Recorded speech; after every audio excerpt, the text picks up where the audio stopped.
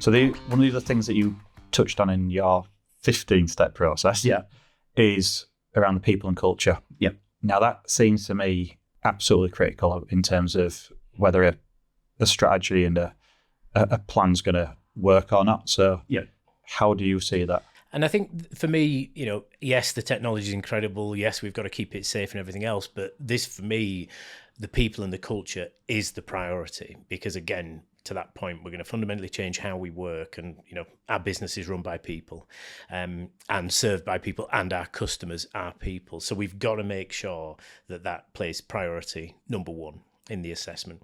Explaining how it works, explain its limitations, and being really candid and clear as to where it is today. These, we sit on TikTok and our doom scroll of Instagram, and there's some grey-haired expert, telling us we're all doomed and AI robots are going to take over the world tomorrow. And I'm sure they've got some valid basis for some. I feel like the Terminator films was not a good. Yeah, it should have been a movie, not a guidebook, right? So I think that isn't helping, because actually, while I'm sure they've got some valid information as to where it's going to eventually end up, we're interested in the here and now, and that isn't going to be replaced by robots to quite the extent that some of these suggested experts are suggesting.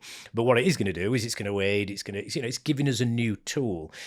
The problem is it's arrived quicker than we thought. So when the internet arrived, we kind of just got used to it. When the mobile phone arrived, we just got used to it. When our computers got quicker, we just got used to it. Whereas AI's arrived and we're expected to know how to use it.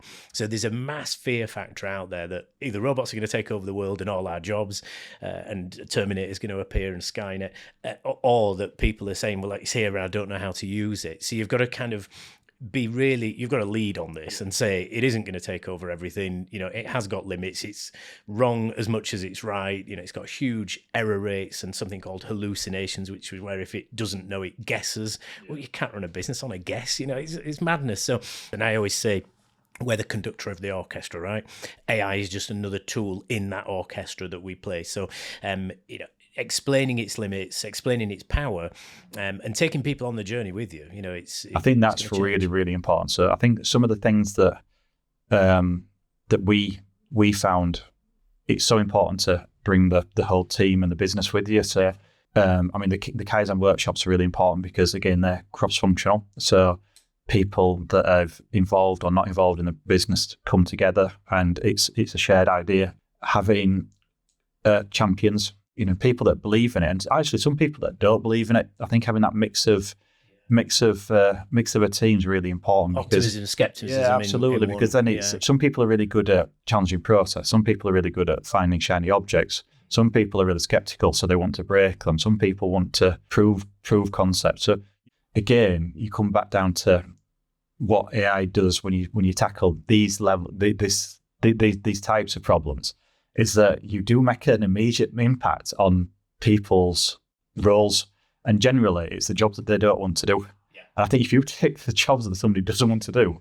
off them, who's not going to like you? Yeah, what you guys have done here, I do this a lot, and it is still a degree of skepticism as to how far is it going to do that and take these horrible jobs, but. How did you do it here? Because you've really kind of got it. The team are excited to see me when I arrive. So it's they just like you on what can we say? They've got great taste. I get, but you've clearly taken this from the 15 steps that says we must do this, this, and this. But the culture piece, that's over to you guys, and you've executed it fantastically. How did you do it? I think education and communication is really important. So it's not a case that we're just squirreled away doing things in the back and that's it. Nobody sees the difference of it. We really want to know what people's problems are.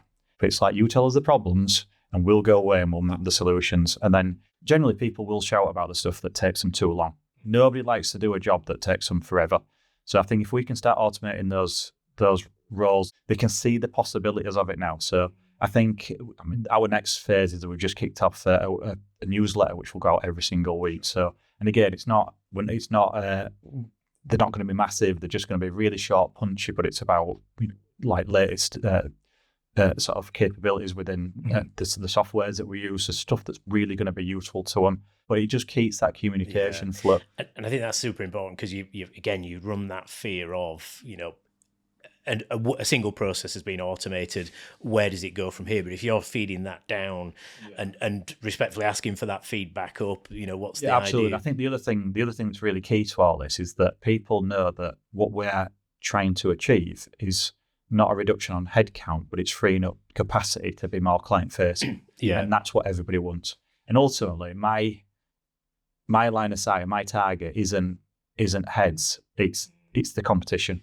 And I love that approach, and I think let's just use that as a chance as well to kind of dismiss or tackle this myth that robots are going to take over and everyone's job is going to go.